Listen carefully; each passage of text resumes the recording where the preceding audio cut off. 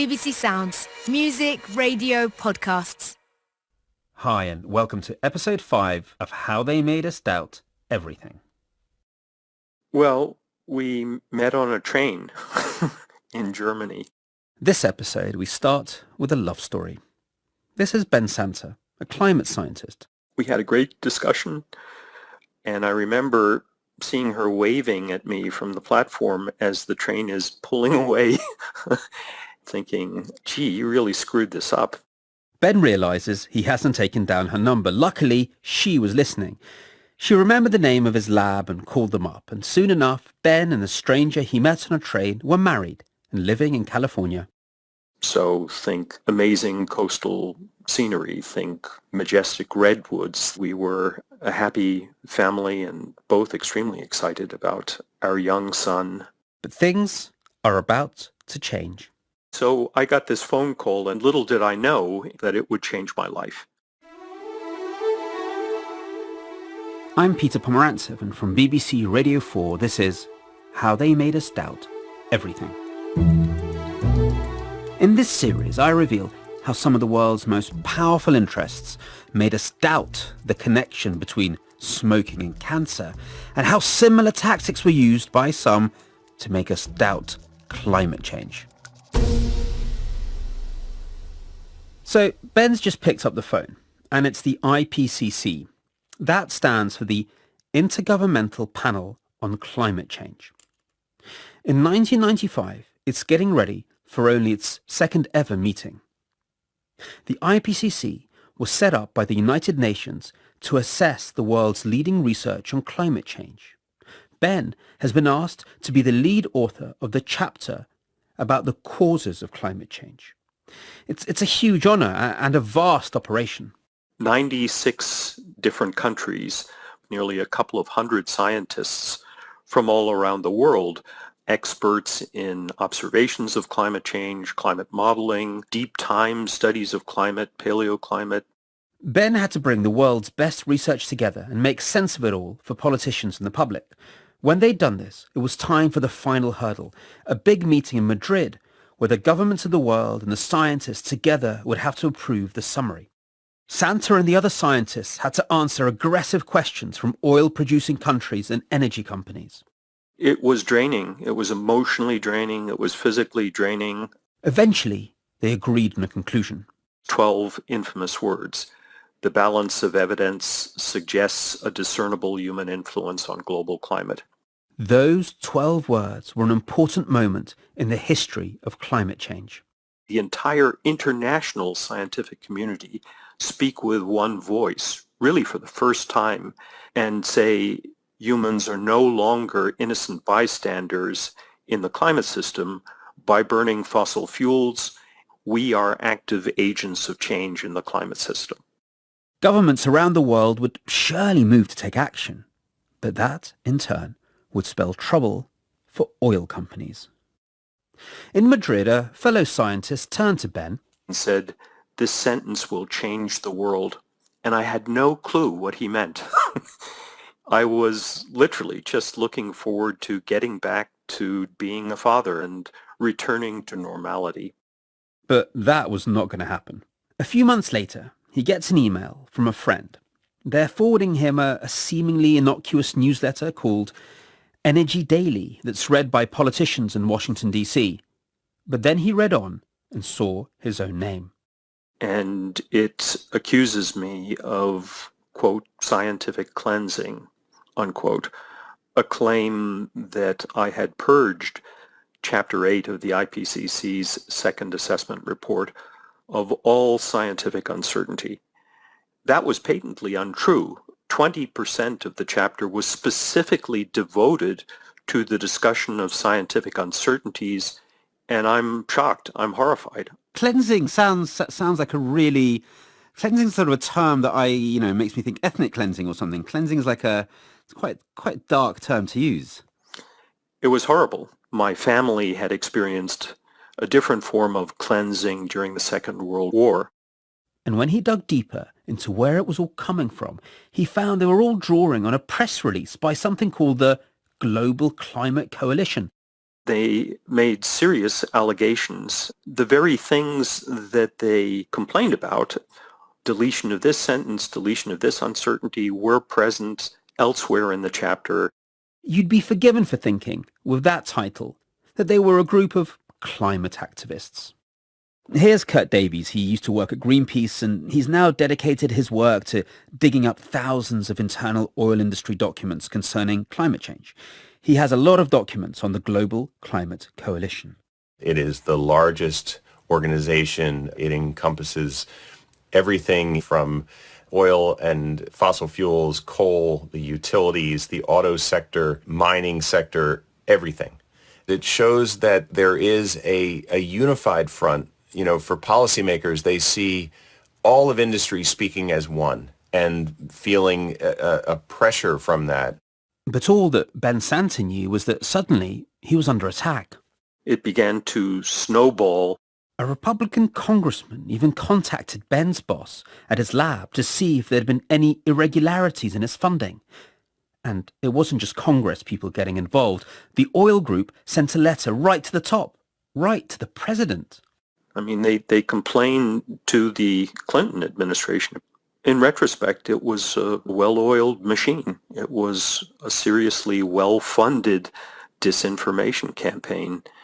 And there was me, you know, an individual scientist trying to figure out how do I possibly respond when people are essentially saying you suck. But soon the attacks weren't just within the Washington, D.C. bubble. Guess who's stepping into the fray? This op-ed piece was published in the Wall Street Journal by Professor Fred Seitz. Yep, you probably guessed it. It's Fred Seitz. You remember him from the previous episode, don't you? The scientist who helped tobacco companies undermine the connection between smoking and cancer, who feared that any type of regulation was the first step down the slippery slope to socialism. And his article suggests that there is a dark conspiracy to push climate action. This report is not what it appears to be. It is not the version that was approved by the contributing scientists listed on the title page. In his op-ed, Professor Seitz, who was not a climate scientist, accused me of the worst abuses of the peer-reviewed system he had ever seen in his 40 years as a scientist. And I remember being absolutely horrified when I read this thing, because this was upping the ante yet again. An op-ed in the Wall Street Journal? A daily that is read by hundreds of thousands of influential people in the United States, and an opinion piece that specifically names me and accuses me of serious professional misconduct? Wow. Actually, if Ben had been paying more attention, he may have noticed that Fred Seitz had already authored a study on global warming back in 1989, arguing it was down to natural fluctuations in the sun's temperature and not carbon levels. Well, study isn't perhaps the most accurate term. It wasn't peer-reviewed like a proper academic text. He published it himself at his own think tank, the George C. Marshall Institute. Naomi Oreskes, professor of the history of science at Harvard University, says the paper used NASA climate scientist Jim Hansen's graphs in a misleading way. The tell in this report, the thing that gives the game away, is that they misrepresent his data. They take several of his charts out of context, charts that he had presented to show that the signal, the warming signal, cannot be explained by natural variability, and they turn it on its head and they claim that it proves that the warming is caused by the sun. But because of Seitz's eminent past as a former head of the US National Academy of Sciences, no less, anything he wrote was taken seriously. He was able to present his analysis to White House staff. So now, when he writes to criticize Ben Santer in the IPCC report, again it's taken seriously, and soon he's joined by someone else. What's puzzling is that there hasn't been any noticeable warming of the climate that can be ascribed to the human-caused increase in greenhouse gases. Fred Singer also writes a letter published in the Wall Street Journal criticizing the IPCC report. Now, we heard about Fred Singer in the previous episode. He'd been involved in the so-called EPA bashing in the debates over regulating smoking. Now he's criticizing the IPCC and Ben Santer. But there's something you need to know about Fred Singer. What we have is a proposal by Singer to the GCC to do a whole series of things. Kurt Davies has a once secret document that shows Singer wrote to the GCC in 1994, the year before all this happens. As a first step, a group of experts would prepare a scientifically sound and persuasive critique of the IPCC summary. Next, we would distribute this critique widely. Revised budget for SEPP proposal. Task 1, IPCC critique, $15,000. Task 2, statement on GHW, $5,000. Task 3, panel meeting in New York, $8,000. So just to be clear, this is Fred Singer offering to write a paper criticizing the IPCC for money. So Singer is working invisibly with the industry, and he's going after Santer, and they are quite happy to have the leading scientific authorities attacked in public and in the media, because it will slow down the scientific engine that's pulling the train. Fred Singer is now dead, but in 1999, when he was asked about taking consulting fees from several oil companies, he told ABC News he was not on the payroll of the energy industry, but admits he once accepted an unsolicited check from Exxon for $10,000.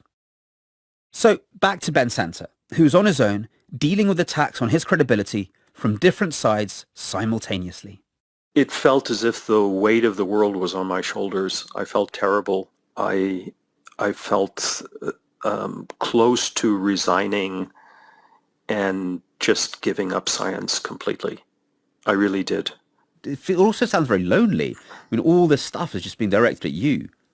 It was lonely. I'm an intensely private person. I'm happiest when I'm far from the maddening crowd. I'm a rock climber. I'm a mountaineer. And yet, my job was putting me in these situations that were very public, where I couldn't escape. All of that took a toll in the end. The Global Climate Coalition disbanded a few years later in 2002. One of the early members was the American Petroleum Institute, the trade body that still today represents over 600 oil and gas companies. When we put this to them, the API said, "We disagree with the premise of your story based on a coalition from 30 years ago. API member companies are committed to delivering solutions that reduce the risk of climate change and meet society's energy needs."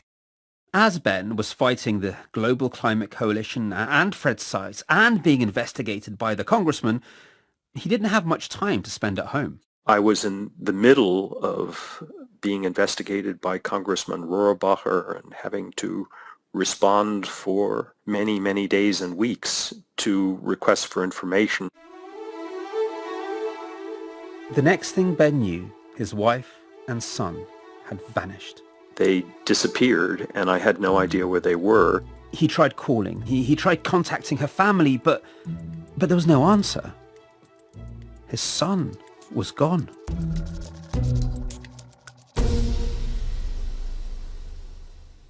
How They Made Us Doubt Everything is produced by Phoebe Keane. It was mixed by Rod Farker, and the editor is Ravan Sampat. If you liked it, tell a friend, rate or review the podcasts, and thanks for listening.